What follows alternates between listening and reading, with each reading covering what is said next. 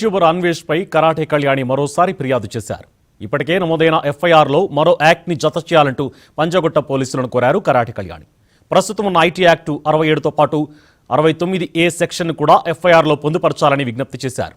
ఇందుకు సంబంధించిన డాక్యుమెంట్స్ని పోలీసులకు అందజేశారు. ఈ యాక్టు ద్వారా అన్వేష్ యూట్యూబ్ ఛానల్ని బ్లాక్ చేయించాలని ఆమె ఫిర్యాదు చేశారు. యూట్యూబ్ ద్వారా వస్తున్న ఆదాయం ఏ అకౌంట్లోకి వెళుతుందో గుర్తించాలని, తక్షణమే బ్యాంకు ఖాతాను ఫ్రీజ్ చేయాలని కోరారు కరాటే కళ్యాణి.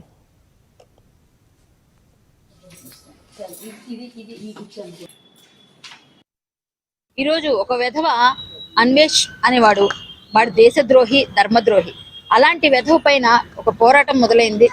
ఎందుకంటే మన భారతదేశాన్ని తోలనాడమే కాకుండా మన ధర్మాన్ని, స్వామీజీల్ని, కాషాయ వస్త్రం కట్టుకున్న వాళ్ళందరూ కూడా ఎన్నో మోసాలు చేస్తున్నారు అని ఏదేదో పిచ్చి పిచ్చి వాగుళ్ళు. అడిగి అసలు నాకు మతి స్థిమిత ఉందో లేదో నాకు అర్థం కావట్లేదు. నాకు ఎందుకో కొంచెం పిచ్చి పిచ్చి వాగుళ్ళు ఎక్కువైపోయినాయి అనిపిస్తుంది.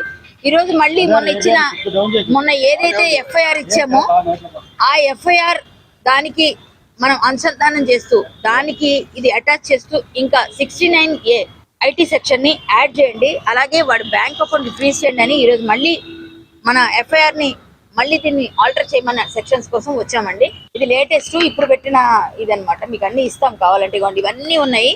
ఇవన్నీ వాడు మాట్లాడిన మాటలు ఇందులో క్లియర్ గా హైలైట్ కూడా చేశారు. కన్ఫర్మ్ గా పోలీస్ వారు ఇది అప్లై చేస్తారు.